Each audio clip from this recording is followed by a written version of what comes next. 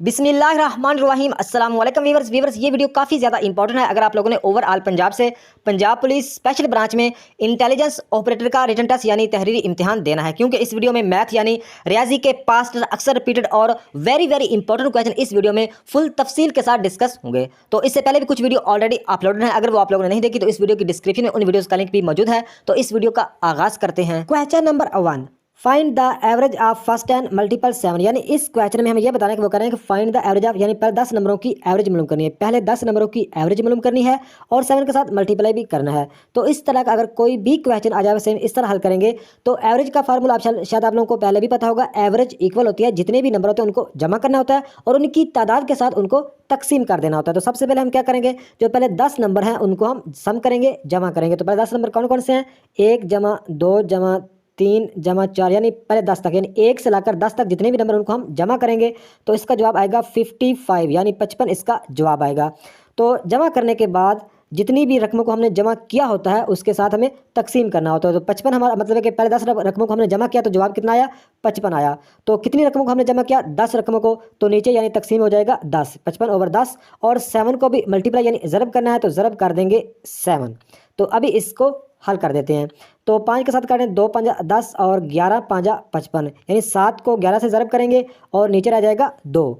तो यानी 77 ओवर तकसीम, यानी 77 तकसीम 2। तो इसको तकसीम करेंगे तो इसका जवाब आएगा 38.5। तो हमारा सी ऑप्शन हमारा राइट आंसर बनता है। उम्मीद है कि इस क्वेश्चन की आप लोगों को समझ आई होगी। नेक्स्ट क्वेश्चन है, find out of 2250 parts of earth is sulphur, what is the percentage of sulphur in earth. यानी इस क्वेश्चन में हमें यह बताना है कि वो कह रहे हैं कि ज़मीन के जो 2250 पार्ट्स में से 5 को छोड़कर बाकी हिस्सों पर सल्फर है। तो हमें इस क्वेश्चन में यह बताना है कि what is the percentage of sulphur in earth, यानी परसेंटेज में हमें जवाब देना है। नीचे ऑप्शन है 11/50, 2/9, 1/45% या 2/45% या नन ऑफ दीज। तो देखें ज़मीन के कितने हिस्सों पर सल्फर नहीं है, तो वो हिस्से हैं 5 और टोटल हिस्से कितने हैं 2250। नीचे आ जाएगा तकसीम हो जाएगा 2250 और ज़रब कर देंगे 100। तो इसको अभी हल करते हैं तो देखें ये 0 इस 0 के साथ कट जाएगा। तो इसको 5 के साथ काटें, 5 चौका 20 और 2 ये आगे हासिल चला गया, 5 5 25। तो नीचे रह गया कितना रह गया, नीचे रह गया 45 नीचे रह गया। तो ऊपर रह गया इसको 10 को काटें, 2 5 10।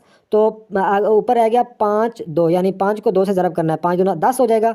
तो 5 दूना 10 और नीचे रह जाएगा 45।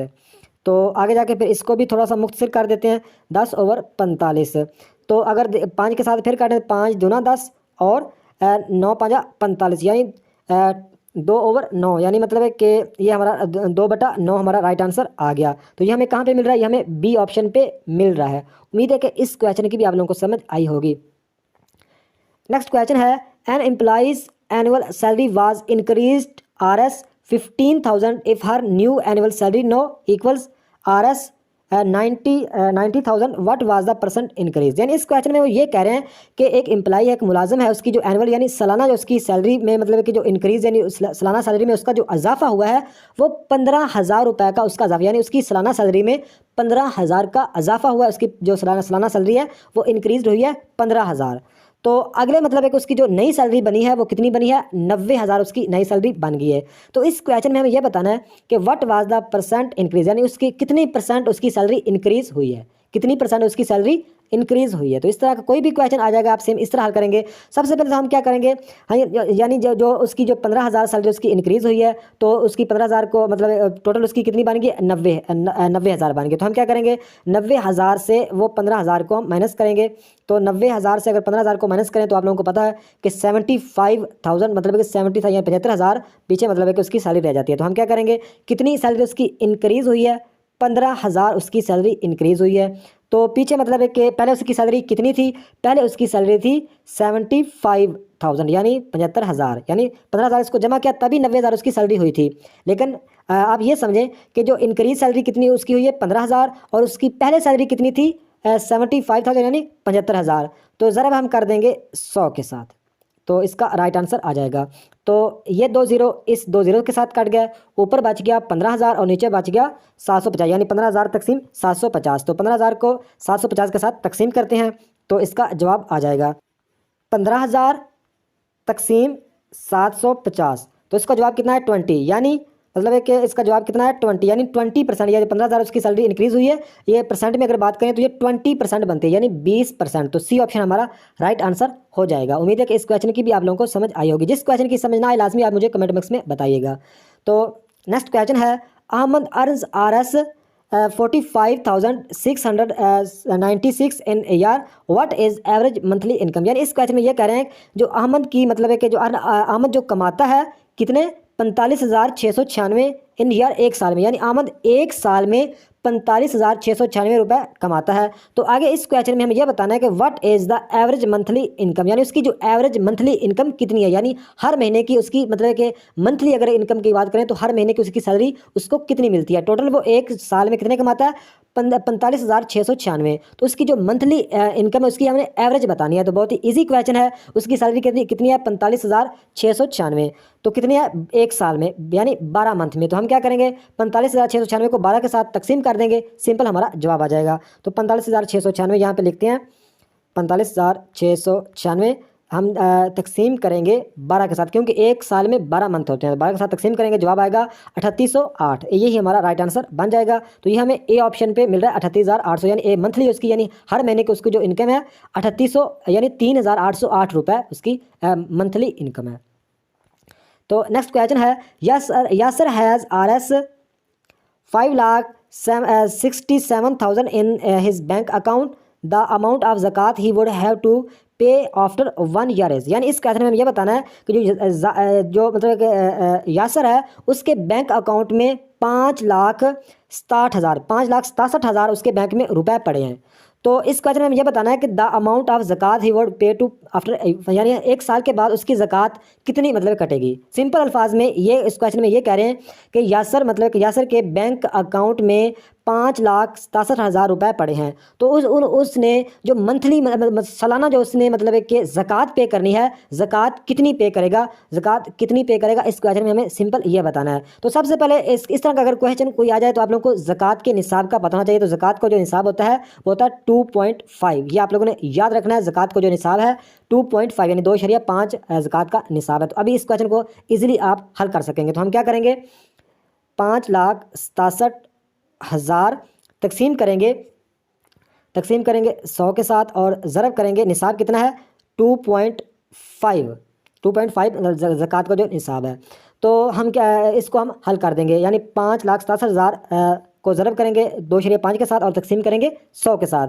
तो यहाँ पे इस कैलकुलेटर का यूज़ कर लेते हैं, लेकिन आप लोगों को कैलकुलेटर का यूज़ नहीं करने दिया जाएगा, इसलिए आप लोगों ने कैलकुलेटर वैसे ही मतलब है कि आपने प्रैक्टिस करके जानी होगी। 5,67,000, तो यहाँ पे लिखते हैं 5,67,000 को ज़रब करना है 2.5 के साथ। उसका जवाब मतलब इसके जवाब को साथ हम तकसीम कर देंगे 100 के साथ तकसीम कर देंगे। इसको जवाब आएगा 14,175। तो डी ऑप्शन हमारा राइट आंसर हो जाएगा। 14,175 मतलब है कि वो सालाना ज़कात देगा। उम्मीद है कि इस क्वेश्चन की भी आप लोगों को समझ आई होगी। नेक्स्ट क्वेश्चन है, HCF ऑफ 26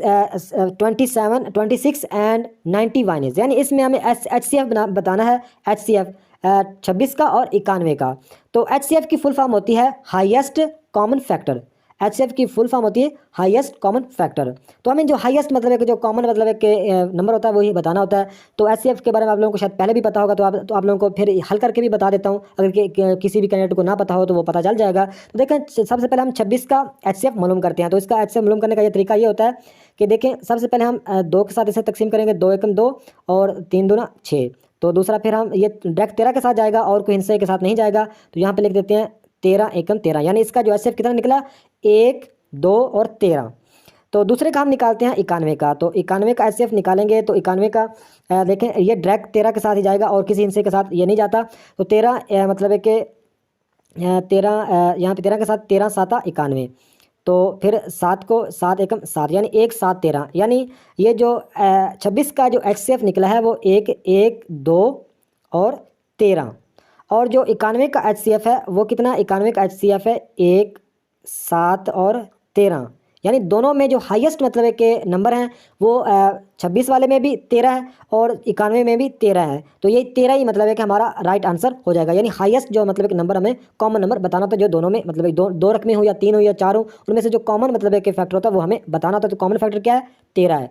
26 वाले में भी 13 है और नीचे 91 वाले में भी 13 है। तो हमारा आंसर बनेगा बी ऑप्शन 13। उम्मीद है कि इस क्वेश्चन की भी आप लोगों को समझ आई होगी। नेक्स्ट क्वेश्चन है the ratio of 2 kg and 250 gram is, यानी इस क्वेश्चन में हमें यह बताना है कि हमें रेशियो बतानी है, निस्बत बतानी है 2 kg की और 250 ग्राम की। तो आप लोगों को शायद पहले भी पता होगा कि 1 kg यानी 1 किलोग्राम में 1000 मतलब 1 ग्राम होते हैं, ये तो आप लोगों को शायद पहले भी पता होगा। तो 2 kg है तो 2 kg में कितने ग्राम होते हैं? 2 kg में 2000 ही ग्राम होंगे, तो हम लिखेंगे 2000। तो हम तकसीम करेंगे इसको 250 ग्राम के साथ, 250 हम नीचे लिख देते हैं। सिंपल इस तरह का कोई भी क्वेश्चन आएगा आप सिर्फ इस तरह हल करेंगे। तो ये जीरो इस जीरो के साथ कट गया, पीछे बचा 200 बटा 25, तो 25 एकम 25 और 25 आठा 200। तो यानी हमारा जवाब मतलब कितना आया? 8/1, यानी नीचे मतलब कि 1 बचता है। ये आप देख रहे हैं 25 एकम 25, तो 1 नीचे बच गया और 8 25 200, तो 8/1 यानी 8/1। इसका मतलब है कि कितना बच गया? 8/1। ये शॉर्टकट में आप लोगों को बताया कि इस तरह आप हल कर सकते हैं, यानी इसको थोड़ा सा लेंथी भी बना के हल किया जा सकता है, लेकिन शॉर्टकट में इस तरह का कोई भी क्वेश्चन है आप सिर्फ इस तरह हल करेंगे। तो 8/1, तो ये हमें कहाँ पे मिल रहा है? ये हमें बी ऑप्शन पे मिल रहा है। तो नेक्स्ट क्वेश्चन है a million has dash zero, यानी 1 मिलियन में कितने जीरो होते हैं? तो सबसे पहले आप लोगों को ये पता होना है कि मिलियन किसके इक्वल होता है। तो मिलियन 10 लाख के इक्वल होता है। तो यहाँ पे हम चेक कर लेते हैं, इकाई, दहाई, सैकड़े, हज़ार, 10,000, लाख, 10 लाख, यहाँ पे 10 लाख बनता है। तो ये 10 लाख है, यानी 1 0 2 3 4 5 6 10 मतलब एक 10 लाख में 6 जीरो होते हैं, यानी 1 मिलियन में 6 जीरो होते हैं। तो इस तरह आप चेक कर सकते हैं। तो इसका राइट आंसर बनेगा बी ऑप्शन 6, इसका राइट आंसर आ जाएगा। तो नेक्स्ट क्वेश्चन है फाइंड द एवरेज ऑफ 25.7 13 और 232, यानी हमें इस क्वेश्चन में ये एवरेज मालूम बतानी है 25.7 की और 13 की और 225 की। तो एवरेज वाला सवाल हम इस वीडियो की पहला क्वेश्चन एवरेज वाला ही कर चुके हैं, तो आप लोगों को एवरेज का पता चल गया होगा। हम क्या करेंगे, यानी ये जो 25.7 है और 13 है और 225, तीनों को हम क्या करेंगे? तीनों को हम जमा करेंगे और 3 के साथ ही हम इसे तकसीम कर देंगे, यानी मतलब है कि इसको इन तीनों को अलग-अलग, यानी 232 को, 13 को और 25.7 को हम जमा करेंगे। तो जमा करने के बाद इसका जो जवाब आएगा, इसका जो जवाब मतलब जितना भी आएगा उसको हम 3 के साथ, यानी ये 3 नंबर हैं, 3 रकमें हैं, तो 3 के साथ ही हम तकसीम, ये 3 रकमें हैं, 3 के साथ हम तकसीम कर देंगे। यानी सिंपल अल्फाज में इनको जमा करना है और 3 के साथ तकसीम कर देंगे तो इसका जवाब आ जाएगा। तो इसका जवाब कितना आएगा आप मुझे कमेंट में लाजमी बताएंगे एग्जैक्ट। तो नेक्स्ट क्वेश्चन है name the property x plus y equal y plus x. तो इसका जवाब आप मुझे इसका जवाब आप एग्जैक्ट याद रखेंगे। ए ऑप्शन राइट है, कम्यूटेटिव प्रॉपर्टी ऑफ एडिशन। तो इसको आप लोगों ने एग्जैक्ट याद रखना है, name the property x plus y equal y plus x. तो इसका जवाब है कम्यूटेटिव प्रॉपर्टी ऑफ एडिशन। तो नेक्स्ट क्वेश्चन है multiplication of number by 100 means adding 2, यानी इस क्वेश्चन में मुझे थोड़ा सा सेंस वाला क्वेश्चन है, हालांकि इस क्वेश्चन में कुछ भी नहीं है। वो कह रहे हैं कि मल्टीप्लिकेशन ज़रब करें नंबर ऑफ 100 के साथ, तो मीन मतलब एडंग मतलब जो ऐड होंगे, मतलब ऐड किस तरफ से होंगे?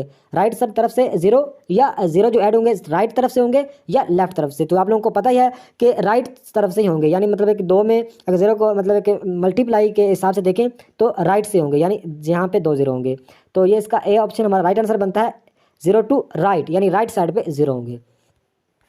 तो नेक्स्ट क्वेश्चन है द कॉस्ट ऑफ 8, यहाँ पे मतलब मंथ है, 8 month books is RS 950, find the cost of 12 month books, यानी इस क्वेश्चन में हमें यह बताना है कि जो 8 मंथ की बुक्स हैं और उनकी कीमत कितनी है? 950 रुपये। तो हमें इस क्वेश्चन में यह बताना है कि find the cost of 12 month, यानी 12 मंथ की बुक्स की मतलब कि कॉस्ट कितनी होगी। तो इस तरह ये तो बहुत इजी क्वेश्चन है, यानी 8 मंथ, यहाँ पे मंथ है, 8 मंथ की जो बुक्स की कीमत है 950 रुपये, तो 12 मंथ की कितनी होगी? तो सबसे पहले हम क्या करेंगे, 1 मंथ की बुक्स की कीमत निकालेंगे। तो उसके लिए हमें क्या करना पड़ेगा, 950 को 8 के साथ तकसीम करेंगे। सिंपल 950 को तकसीम करेंगे 8 के साथ, तो इसका जवाब आएगा 118.75। तो इसको हम ज़रब कर देंगे 12 के साथ, तो हमारा जवाब आ जाएगा 1425। 1425 हमें कहाँ पे मिल रहा है? ये हमें डी ऑप्शन पे मिल रहा है 1425। तो ये थी आज की वीडियो, उम्मीद है कि आप लोगों को पसंद आएगी और इससे आप लोगों को काफ़ी नॉलेज भी मिला होगा। तो नेक्स्ट वीडियो तक खुदा हाफिज़।